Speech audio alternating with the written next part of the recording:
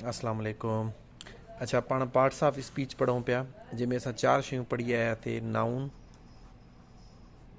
Pronoun ऐं verb ऐं adjective. Adjective हिनखे पढ़िबो आहे शायदि।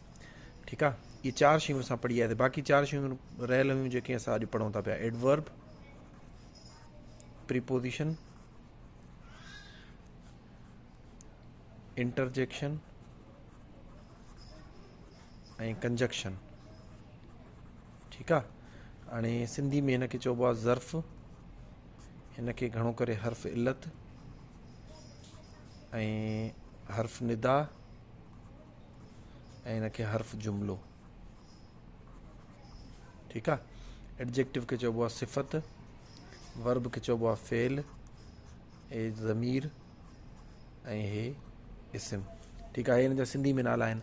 4 असां पढ़ी आयासीं। सिंपल सिर्फ़ु कॉन्सेप्ट ॾियां थो पियो त जीअं पार्ट्स ऑफ स्पीच जी सुञाण थी सघे। काफ़ी टेस्टुनि में, ख़ासि तौर ते IBA जी टेस्टुनि में बि ईअं ईंदो आहे, सेंटेंस लिखियलु हूंदो आहे, उन मां कोई बि हिकिड़ो लफ़्ज़, मिसाल था वठूं, शी ड्राइव्स वेरी फास्ट।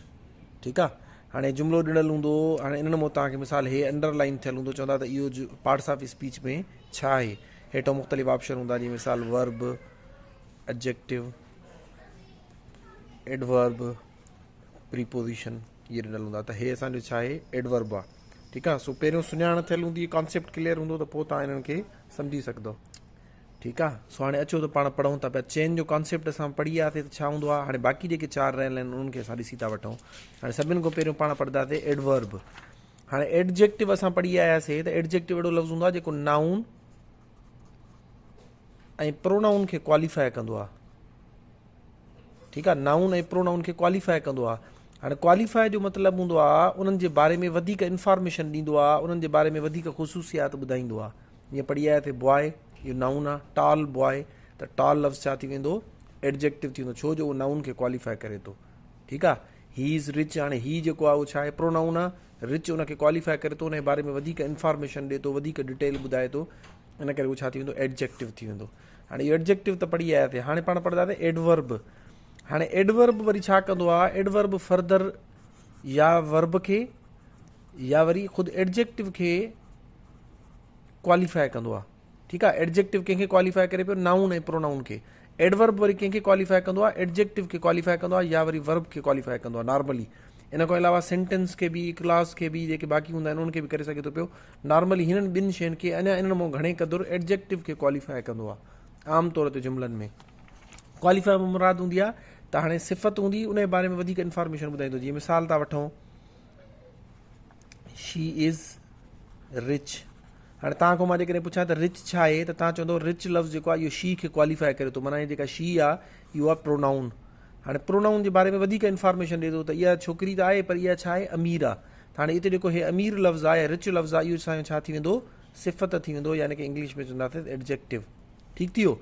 हाणे असां एडवर्ब में वरी चऊं था त जेको हिन लफ़्ज़ जे बारे में अञा वधीक ॿुधाए, इन जे बारे, इनखे क्वालिफाई करे, इनखे वधीक इनहेंस करे, उनखे पाण छा चवंदासीं, एडवर्ब चवंदासीं। हाणे हिन जुमिले खे ॾिसजो, शी इज़ वेरी रिच। ठीकु आहे, शी इज़ वेरी रिच।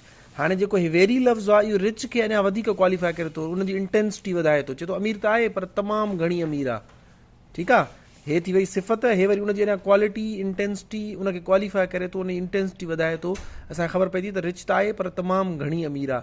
ठीकु आहे, सो हे लफ़्ज़ जेको आहे इहो हिनखे क्वालिफाई करे थो। जेको लफ़्ज़ एडजेक्टिव खे या वर्ब खे क्वालिफाई करे, उनखे पाण चवंदा आहियूं एडवर्ब। ठीकु आहे, होपफुली तव्हांखे सम्झ में अची वेंदो। अञा हिन जा ॿिया एग्ज़ाम्पल ॾिसूं था पिया। मिसाल आहे, ही हैंडल्स द सिचुएशन ब्यूटीफुली। ठीकु आहे, ही हैंडल्स द सिचुएशन ब्यूटीफुली। हाणे हिते ब्यूटीफुल जेको आहे इहो छा आहे, एडजेक्टिव आहे। हाणे जेको LY पोयों लॻो अथसि न, त हाणे इन जो दर्जो थी वियो एडवर्ब जो। माना चए थो ख़ूबसूरत। ख़ूबसूरत छा हूंदो आहे, ख़ूबसूरत लफ़्ज़ सिफ़त आहे। ख़ूबसूरती सां हाणे असांजो इहो छा थी वेंदो, एडवर्ब थी वेंदो। यानी कि नॉर्मली जेके एडवर्ब हूंदा आहिनि उमूमन ॻाल्हि कयां थो, हर केसिस में ईअं न हूंदो आहे। छा हूंदो आहे, मिसाल था वठूं स्लो, हाणे तव्हां खां पुछां इहो छा आहे, तव्हां चवंदो एडजेक्टिव, जेकॾहिं पोइ एल वाई हणंदासीं हाणे असांजो एडवर्ब थी वेंदो स्लोली, माना आहिस्तगी सां, ठीकु आहे। फास्ट, इहो असांजो एडजेक्टिव आहे। जेकॾहिं एल वाई पोइ हणंदासीं त हाणे असांजो छा थी वेंदो, एडवर्ब थी वेंदो। ए स्लोली, फास्टली, क्विकली, ठीकु आहे। हाणे क्विक जो मतिलबु हूंदो आहे तेज़, मिसाल था वठूं कार इज़ क्विक। हाणे हिते ॾिसी सघो था पिया त जेको क्विक लफ़्ज़ आहे इहो छा आहे, इहो एडजेक्टिव आहे, छो जो कार खे क्वालिफाई करे थो, कार जी रफ़्तार जे बारे में ॿुधाए थो। पर जेकॾहिं चवंदासीं कार मूव्स क्विकली, हाणे हे लफ़्ज़ छा थी वेंदो, एडजेक्टिव थी वेंदो, छा सॉरी एडवर्ब थी वेंदो, माय मिस्टेक, एडवर्ब थी वेंदो। छाजे करे, इन वर्ब खे क्वालिफाई कयो आहे। ॾिसो कार, हाणे हिते वर्ब मूव्स छा आहे, वर्ब आहे, यानी कमु आहे न। हाणे इन कम जी अञा वधीक स्पीड ॿुधाए थो, या उनखे एनहेंस करे थो, या उनजी क्वालिटी ॿुधाए थो, या जेको उनखे मोडिफाई करे थो, ॿुधाए थो त उहो मूव त करे थी, पर छा स्लोली करे थी या क्विकली करे थी।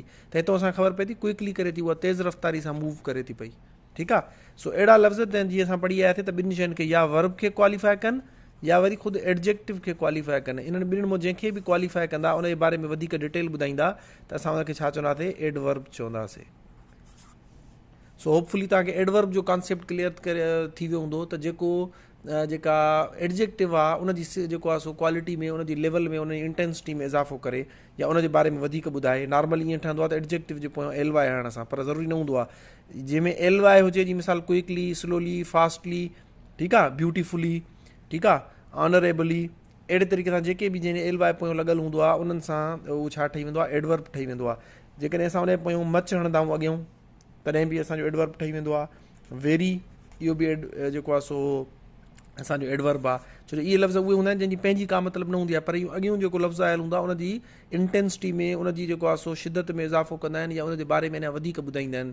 त जेकॾहिं अमीर त आहे, पर केतिरो अमीर आहे, तेज़ त मूव करे थो, पर केतिरो तेज़ मूव करे थो, ठीकु आहे। तमामु घणो, सिंधी में कहिड़ा लफ़्ज़ हूंदा आहिनि, तमामु घणो, तमामु थोरो, ठीकु आहे, तेज़ी सां, ख़ूबसूरती सां, ठीकु आहे। ख़ूबसूरत हुजे त असांजो एडजेक्टिव थी वेंदो, ख़ूबसूरती सां हाणे इहो छा थी वेंदो, एडवर्ब थी वेंदो, ठीकु आहे, ज़र्फ़ ज़ाहिर कंदो आहे। सो इहे हूंदा आहिनि वर्ड जेके असांजा जेके एडजेक्टिव खे, वर्ब खे क्वालिफाई कंदा आहिनि, उनखे पाण एडवर्ब चवंदा आहियूं। हाणे नेक्स्ट पाण वीडियो में बाक़ी शयूं सिखूं था।